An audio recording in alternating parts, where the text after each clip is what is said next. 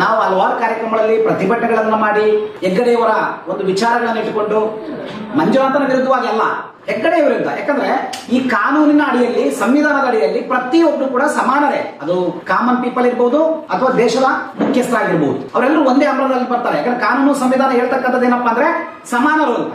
ಯಾರೇ ತಪ್ಪು ಮಾಡ್ಲಿ, ಕಾನೂನು ದೊಡ್ಡದು, ಯಾವ ವ್ಯಕ್ತಿನೂ ದೊಡ್ಡವರಲ್ಲ ನಮ್ಮ ದೇಶದಲ್ಲಿ. ಇವತ್ತು ನಮಗೆ ಸಂವಿಧಾನಕ್ಕಿಂತ ದೊಡ್ಡ ದೇವರಿಲ್ಲ ಅಂತ ಹೇಳ್ಬಿಟ್ಟು ನಾವು ಹೇಳ್ಬೇಕಾಗ್ತದೆ. ಸೊ ಇಂಥ ಒಂದು ಸಂದಿಗ್ಧ ಪರಿಸ್ಥಿತಿಯಲ್ಲಿ ನಾವು ನಂಬಿಕೆ ಇಟ್ಕೊಂಡಿದೀವಿ ಕಾನೂನು ನಮ್ಮನ್ನ ರಕ್ಷಣೆ ಮಾಡ್ತದೆ ಅಂತ ಹೇಳಿ, ನಾವು ನಂಬಿಕೆ ಇಟ್ಕೊಂಡಿದೀವಿ ನಮಗೆ ಒಂದು ಶಕ್ತಿ ಕೊಡ್ತದೆ ಅಂತ ಹೇಳಿ, ನಾವು ನಂಬಿಕೆ ಇಟ್ಕೊಂಡಿದೀವಿ ಈ ಸರ್ಕಾರ ಸಮಾಜನ ಸರಿದಾರಿ ತರ್ತದೆ, ನಮ್ಮೆಲ್ಲರ ಕಷ್ಟ ಕಾರ್ಪಣ್ಯಗಳನ್ನ ಸಮಾನವಾಗಿ ನೋಡಿ ಬಡವರಿಗೆ ಸರಿಯಾದ ನ್ಯಾಯ ದೊರಕುತ್ತದೆ ಅಂತ ಹೇಳಿ ಅಂದ್ಕೊಂಡು. ಆದ್ರೆ ಇವತ್ತು ಕಾಣ್ತಾ ಇರೋದು ಸತ್ಯ ದಾಖಲೆಗಳಿದ್ದರೂ ಕೂಡ 3 ತಿಂಗಳು ಜೈಲು ಅನುಭವಿಸಬೇಕಾಯ್ತು. ಹೇಳಿದ್ದು ಯಾವ ಸುಳ್ಳಲ್ಲ, ಸತ್ಯ. ಇದು ನಾವ್ ಹೇಳ್ತಾ ಇಲ್ಲ, ಸರ್ಕಾರನೇ ಹೇಳ್ತಾ ಇದೆ, ಅಧಿಕಾರಿಗಳು ಹೇಳ್ತಾ ಇದ್ದಾರೆ. ಇದು ನಾವ್ಯಾರು ಎಲ್ಲೋ ಒಂದು ಪ್ರಿಂಟ್ ಮಾಡಿ ಯಾರೋ ಮೂಲೆಯಲ್ಲಿ ತಗೊಂಡ್ ಬಂದಿದ್ದಲ್ಲ, ಯಾರು ಪ್ರಶ್ನೆ ರೆಡಿ ಮಾಡಿದ್ದಲ್ಲ. ಮಾಹಿತಿ ಹಕ್ಕು ಕಾಯ್ದೆ 2005ರ ಅಡಿಯಲ್ಲಿ ಅಪ್ಲಿಕೇಶನ್ ಹಾಕಿ ಎಲ್ಲಾ ದಾಖಲೆಗಳನ್ನ ಸಂಗ್ರಹ ಮಾಡಿರ್ತಕ್ಕಂಥ ಒಂದು ಪುಸ್ತಕ ಇದೆ. ಸೊ ಈ ವಿಚಾರಗಳನ್ನ ಹೇಳಿದ್ರೆ ಕೋರ್ಟಿಗೂ ಸಿಟ್ಟು, ಅದ್ಯಾಕೋ ಗೊತ್ತಿಲ್ಲ. ಕೋರ್ಟ್ ಅನ್ನ ಯಾವತ್ತೂ ಕೂಡ ನಾವು ಯಾರು ವಿರೋಧಿಸ್ತಿಲ್ಲ, ಆದ್ರೆ ಸತ್ಯ ಹೇಳಿದ್ದು ತಪ್ಪೇ.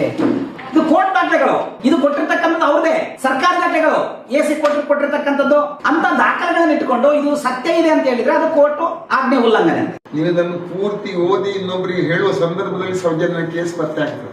ಮುಂದೆ ನಮ್ಮ ತಾಲೂಕಿನಲ್ಲಿ ಈ ರೀತಿಯ ದಗಲ್ಬಾಜಿ ಜಮೀನ್ದಾರ ಹುಟ್ಟಬಾರ್ದು ಹೇಳುವಂತ ಮಾತನ್ನು ಸಂದರ್ಭದಲ್ಲಿ ನನ್ನ ತಂದೆಯವರು ಜಮೀನ್ದಾರರು ಈ ರೀತಿಯ ದಗಲ್ಬಾಜಿ ಮಾಡಿದರು. ಆ ದಗಲ್ಬಾಜಿ ಮಾಡಿದ್ರೆ ನಾನು ನನ್ನ ತಂದೆಗೂ ವಿರೋಧ ಮಾಡುವಂತ ಮನುಷ್ಯನ. ಆ ರೀತಿ ಧೈರ್ಯ ಇದ್ರೆ ಈ ಸಮಾಜ ಈ ಕೆಟ್ಟವರನ್ನೆಲ್ಲ ಎದುರಿಸಲಿಕ್ಕೆ ಶಕ್ತಿ ಬರ್ತದೆ. ಇಲ್ಲದ್ರೆ ನಿಮಗೆ ಈ ಸಮಾಜವನ್ನು ಎದುರಿಸಲಿಕ್ಕೆ ಆಗೋದಿಲ್ಲ. ಸಮಾಜ ನಿಮ್ಮನ್ನು ಧ್ವಂಸ ಮಾಡ್ತದೆ. ಆ ರೀತಿಯ ಶಕ್ತಿ ಇದ್ರೆ ನೀವು ಆ ಸಮಾಜವನ್ನು ಎದುರಿಸ್ತೀವಿ. ಅದು ನಾನು ಸಮಾಜಕ್ಕೋಸ್ಕರ ಮಾಡಿದ್ದೇನೆ ಅಂತ ಹೇಳುವಂಥ ಭಾವನೆ. ನನಗೂ ಸ್ವಂತಕ್ಕೆ ನಾನು ಮಾಡಿಲ್ಲ,